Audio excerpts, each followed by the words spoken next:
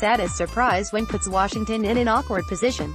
His Mehdi Army militia staged violent uprisings against U.S. troops after Saddam Hussein was toppled in 2003. Washington and Sadr, an Iraqi nationalist, are both opposed to Iran's deep influence in Iraq, where it arms, trains and funds Shiite militias and nurtures close ties with many politicians.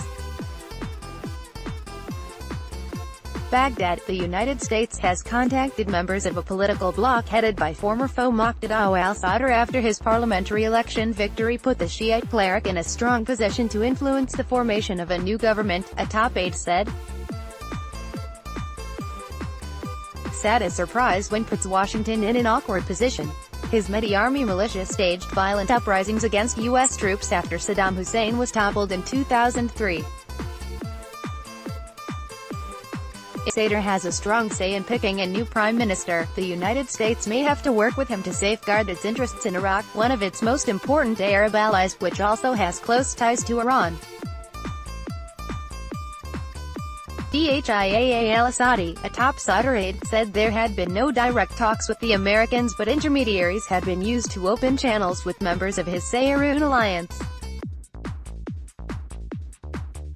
They asked what the position of the Sadrist movement will be when they come to power.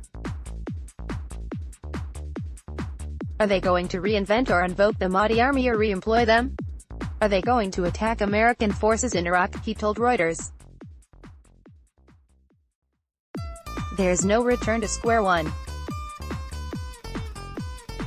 We are not intending on having any military force other than the official military force, police forces and security forces.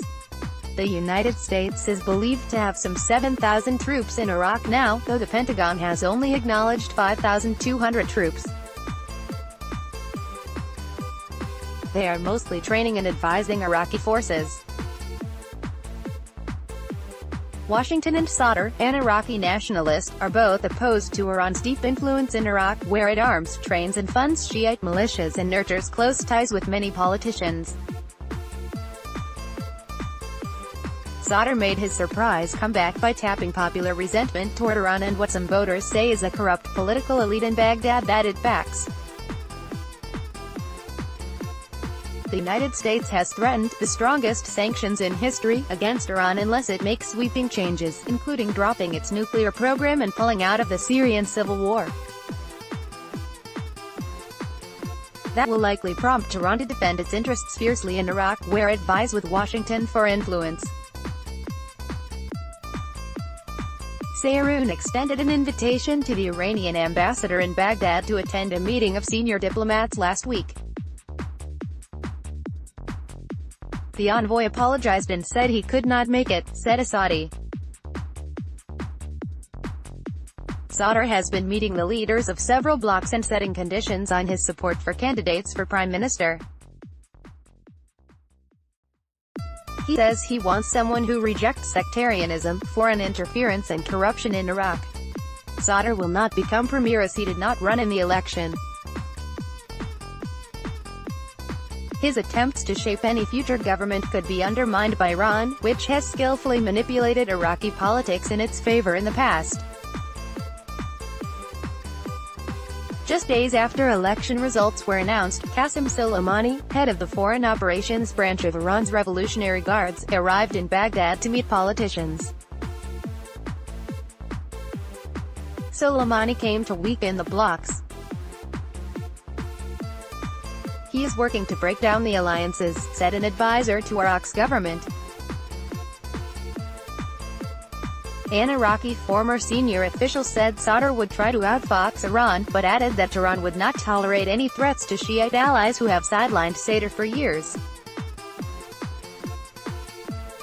There are limits on how far he can go. At the end the Iranians, can control him. They give him a lot of room to maneuver. But eventually, when he challenges the Shiites and their interests, I think they will be very tough. The Iranians have very many tools to undermine him.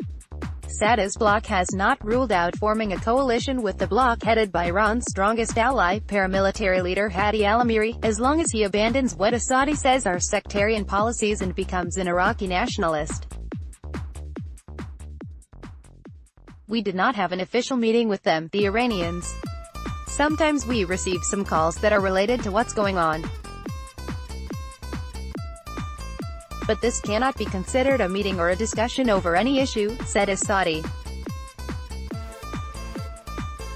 The election dealt a blow to incumbent Prime Minister Haider al-Abadi, whose Victory Alliance came in third. But Western diplomats and analysts say Abadi, a British-educated engineer, still has cards to play.